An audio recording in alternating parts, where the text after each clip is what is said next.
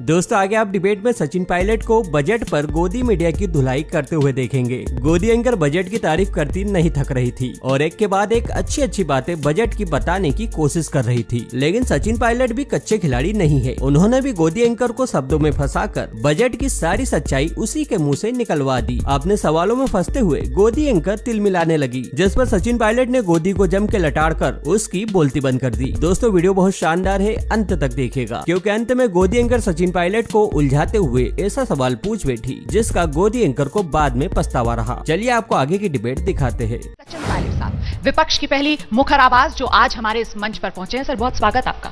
आप कह रहे हैं कि साहब ये शताब्दी वर्ष तक के लिए आजादी के जो खाका सरकार कह रही है उसने बजट में पेश किया है, आपको दूर दूर तक नजर नहीं आ रहा है। बतौर विपक्ष के नेता, किसान नेता के तौर पर किसानों के लिए कुछ नजर आ रहा है या वहां भी कुछ नहीं नजर आ रहा?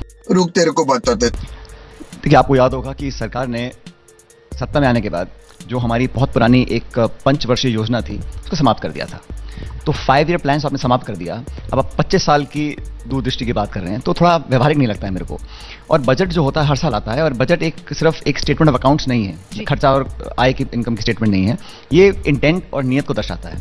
इंडिया भाषण तो लंबे हैं, लचीले हैं, बड़ा देश है, अर्थव्यवस्था बढ़ रही है। सरकार तो कह रही है साहब विकास भी विश्वास भी। सरकार तो कह रही है एमएसपी सीधे खाते में जाएगी। सरकार तो ये भी कह रही है कि 2 करोड़ रोजगार हर साल देंगे। सरकार ने कहा था कि किसान की आमदनी दोगुनी करें।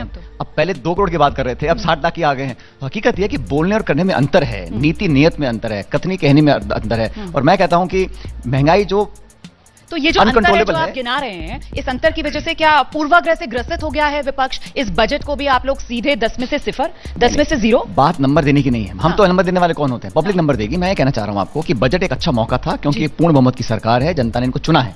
उम्मीद मुझे जनता को थी कि इस बजट से कम महंगाई को रोकने में कुछ कदम उठाएंगे। जो मध्यम वर्ग है, गरीब तबका है, इनकम टैक्स स्लैब्स में कोई इजाफा नहीं किया गया है, तो जिनकी जेब में कोरोना काल के बाद जो आर्थिक तंगी आई थी वो उनको और परेशानी हो रही है। मत भूलिएगा। तो थैंक यू कहा सर।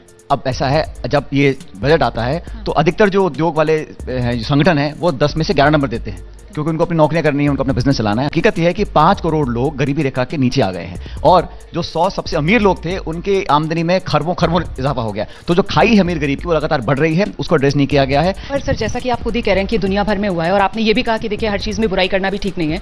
ये तो मानेंगे आप और सरकार की तारीफ करेंगे कि भारतीय अर्थव्यवस्था जो है वो दुनिया भर की अर्थव्यवस्थाओं में सबसे तेजी से बढ़ती हुई अर्थव्यवस्था, 9.2 GDP इस बार, और अगले वित्त वर्ष के लिए 8 to 8.5% का अनुमान जो सरकार लेकर चल रही है, सबसे तेजी से बढ़ रही है।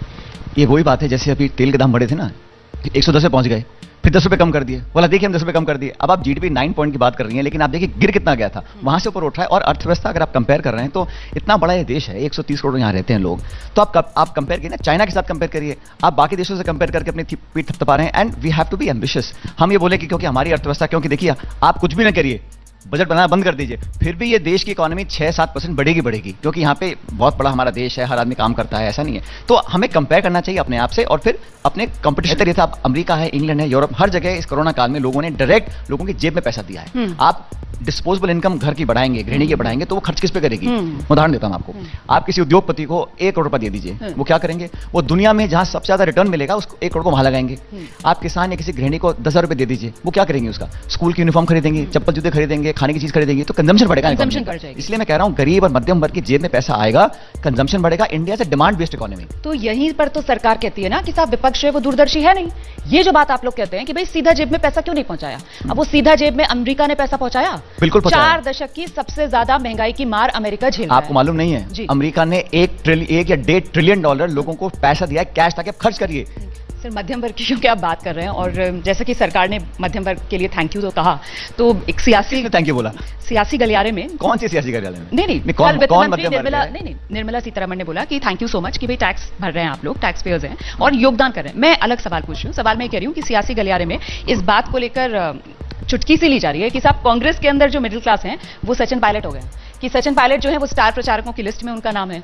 लेकिन जहां पर जिम्मेदारी देने की बात थी, ताजपोशी की बात थी, तो वहां सचिन पायलट को भी थैंक यू है कांग्रेस की तरफ से।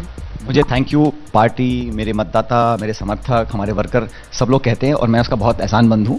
मेरा जो पॉलिटिकल काम है वो मैं जानता हूं मुझे क्या करना है, मुझे मेरा लक्ष्य क्या है, मेरी उम्मीदें क्या हैं, मैं कहां पे कैसे कर रहा हूं। पॉलिटिक्स अलग मुद्दा है, और मैं कह रहा हूँ जो आपने इसको लिंक करना चाहा मिडिल क्लास से, तो हम मिडिल क्लास में नहीं है। मैं तो मिडिल क्लास के भी नीचे जो कृषि वर्ग होता है, जो मजदूरी करने वाला, मैं उस वर्ग से संबंध रखता हूँ अपने आप को। बावजूद इसके कि आप लोग मजबूती से लड़ रहे हैं और जितनी बातें आप गिना रहे हैं, आप ही के बड़े नेता उत्तर प्रदेश के वो छोड़ कर जा रहे हैं। आपके दोस्त आरपीएन सिंह, अब आपको वो ठीक है, आपने कहा आरपीएन सिंह पार्टी छोड़ के चले गए, लेकिन भारतीय जनता पार्टी के जो डबल इंजन सरकार है, 300 से ज्यादा विधायक हैं, उनके 1 दर्जन विधायक छोड़ के चले गए, 3 मंत्री छोड़ के चले गए, हरीश सिंह रावत जो भाजपा में मंत्री कैबिनेट में थे वो छोड़ के चले गए। तो जब सत्ताधारी दल के जो इतनी बड़ी बड़ी डींगे मारते हैं, उनके लोग छोड़ के भाग रहे हैं, इसका क्या मतलब है? मतलब वो स्थिति जो हम लोगों को दिखाना चाहते हैं उससे परे है। मीडिया में, भाषण में, इश्तिहार में जो स्थिति प्रस्तुत हो रही है, शायद वो वास्तविकता से परे हो, और वो लोग जानते हैं, जमीनी लोग हैं। अगर वो छोड़ के भाग रहे हैं चुनाव से ठीक पहले, इससे आप क्या इसको समझते हैं, बताइए मेरे को। नहीं, और ऐसा सुनिए, यहाँ तक पार्टी छोड़ने की बात है, ऐसा कोई राज्य नहीं है, ऐसा कोई दल नहीं है जहाँ चुनाव से पहले लोग पार्टी ज्वाइन कर रहे हैं या छोड़ रहे हैं, ऐसा हुआ नहीं है। और ये अंतिम बार नहीं हुआ, ना ये पहली बार हुआ है, ये तो होता रहेगा। मेरा सवाल, तो ये जो बजट आया है, इस बजट का इन चुनाव पर आपको क्या लगता है, कोई प्रभाव पड़ेगा?